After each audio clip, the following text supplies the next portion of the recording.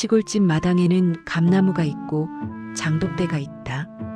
예전엔 명절만 되면 그 감나무 아래로 차가 2대, 3대씩 들어왔다. 누가 먼저랄 것도 없이 짐을 내리고 밥상을 펴고 아이들이 뛰어다니고 어른들 목소리가 겹쳐지며 집이 살아있다는 소리가 났다. 그런데 요즘 명절은 조용했다. 조용해서 편한 게 아니라 조용해서 더 시끄러운 마음이 남았다. 옥부는 아침부터 휴대폰을 손에 쥐고 있었다. 준호 이름을 눌렀다가 지웠고 미영 이름을 눌렀다가 지웠다. 손끝은 움직이는데 마음은 멈춘 느낌이었다. 마루에 앉아있던 만석은 기침을 한 번 하고 말했다. 여보, 이번엔 오지 말라 하자. 옥분이 고개를 획 돌렸다. 명절인데 오지 말락하면 그게 말이 돼요? 만석은 눈을 피하지 않았다. 요즘 만석은 눈을 피하는데도 지쳤다. 말이 되니까 그러지. 당신도 알잖아. 오면 우리가 더 힘들어. 옥부는 힘들어도 가족이잖아라는 말을 입에 올리려다 그 말이 이제는 자기 혼자만의 주문 같아서 삼켰다. 작년 추석이 떠올랐다. 미영은 도착하자마자 현관에서부터 체크리스트를 꺼내 들듯 말했다. 어머님, 저 애들 알레르기 때문에 집 냄새 나는 음식은 좀. 어머님, 저 허리 디스크라 바닥은 무조건 안 돼요. 어머님, 저 손 습진 있어서 설거지는 고무장갑도 못 껴요. 아, 그리고 방은 애들 소리 때문에 따로 써야 돼요. 말 자체만 떼어놓으면 틀린 게 하나도 없는 말들이었다. 그런데 그 말들엔 공통점이 있었다. 부탁이 아니라 통보였고, 사정이 아니라 규칙이었고, 감사합니다 대신 당연하죠? 가붙어 있는 느낌이었다. 옥분이 눈치껏 그래 하고 맞추면 미영은 바로 다음 단계로 넘어갔다. 그럼 어머님, 저희는 점심 먹고 올라갈게요. 애들 루틴 깨지면 안 되거든요. 그날 밤 미영이 짐을 싸며 준호에게 낮은 목소리로 말했다. 낮아서 더 무서운 목소리였다. 당신 다음엔 나 데리고 여기 오지 마. 나 여기 오면 숨이 막혀. 당신 엄마 계속 나 쳐다봐. 눈치 주잖아. 준호는 그 말을 엄마가 잘못했다로 번역해서 다음날 옥분에게 전했다. 엄마, 미영이가 힘들대. 엄마가 좀 눈치 줬대. 엄마, 애들 컨디션 망가지면 미영이 미쳐. 이번엔 우리 그냥 안 갈까? 옥부는 그때도 그래, 오지 말라고 하고 싶었다. 그런데 그 말은 곧 내가 너희를 포기한다처럼 들릴까봐 못했다. 그래서 매번 말했다. 그래도 명절인데 얼굴만 보고 가라. 그 얼굴만이 미영에게는 협박처럼 들렸을지도 모른다. 옥부는 그걸 알고도 알고 싶지 않았다.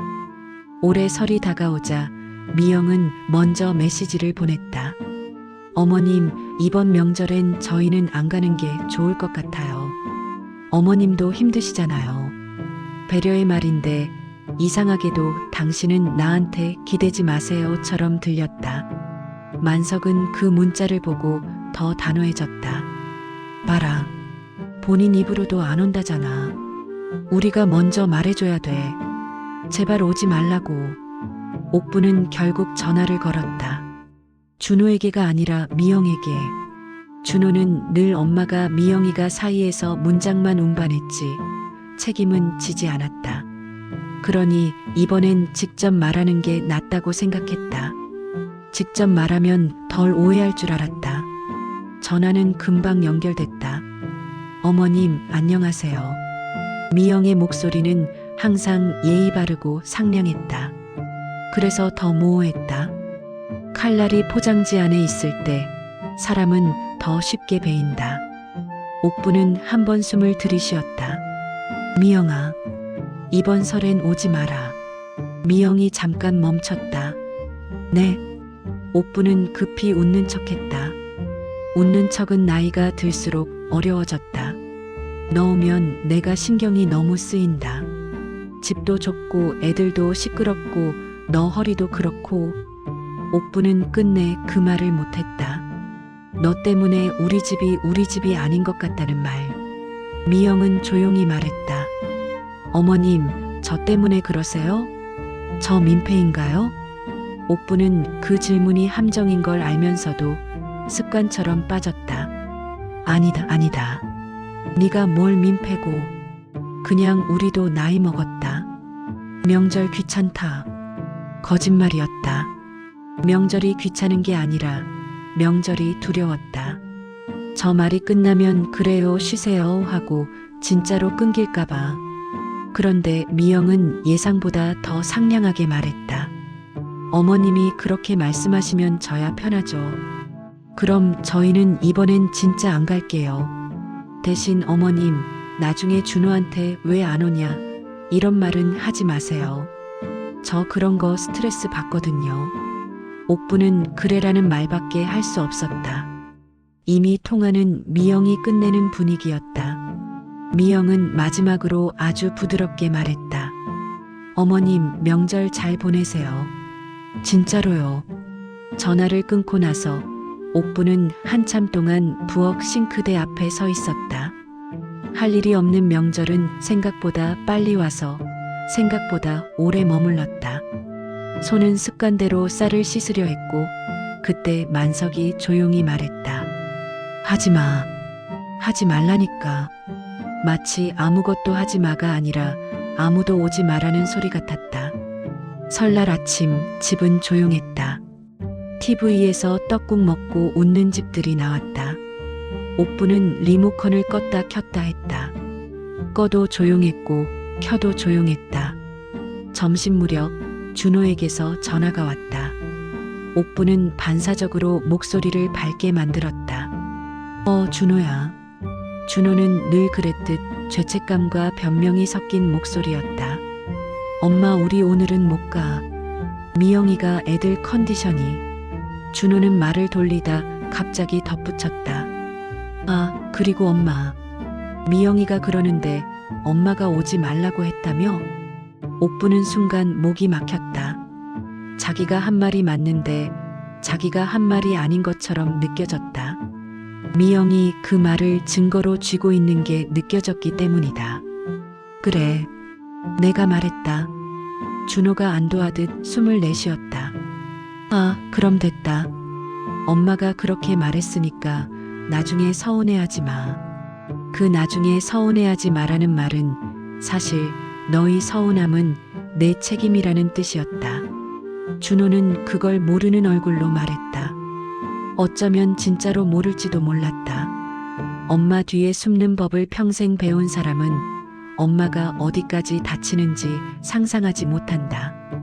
전화가 끊기고 마당은 더 조용해졌다. 만석은 감나무 아래 낙엽을 쓸었다. 쓸어도 낙엽은 나왔다. 그게 꼭 자식 같았다. 떠나도 마음에서는 계속 나오는. 옥부는 결국 미영에게 다시 메시지를 보내려다가 화면을 껐다. 보낼 말이 없었다. 사실은 많았지만 말이 되지 않았다. 미영에게 섭섭하다고 말하면 미영은 저 또 욕먹는 며느리 되네요 라고 할 것이고 그 말은 준호를 통해 다시 엄마가 미영이를 괴롭힌다가 되어 돌아올 게 뻔했다. 그렇다고 아무 말도 안 하면 미영은 더 편해질 것이다. 편해지면 더 안 올 것이다. 옥부는 그 사실을 너무 선명하게 알고 있었다. 옥부는 마루 끝에 앉아 어둠 속 마당을 봤다. 만석이 조용히 말했다. 여보, 우리가 잘못했나? 옥부는 한참을 있다가 고개를 저었다. 그런데 고개를 저은 건 확신이 아니라 버티기였다. 잘못한 거 없다고 치자. 근데 이게 현실이라면. 옥부는 끝내 그 다음 말을 삼켰다. 우린 앞으로도 이렇게 살겠지라는 말. 준호에게서 또 메시지가 왔다.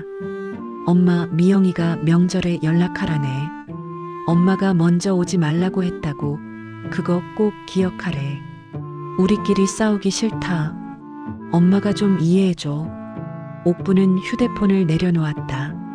손이 덜덜 떨렸는데 이 떨림을 누구 탓으로도 돌릴 수 없다는 게 더 무서웠다. 이해해줘라는 말은 결국 포기해줘였다.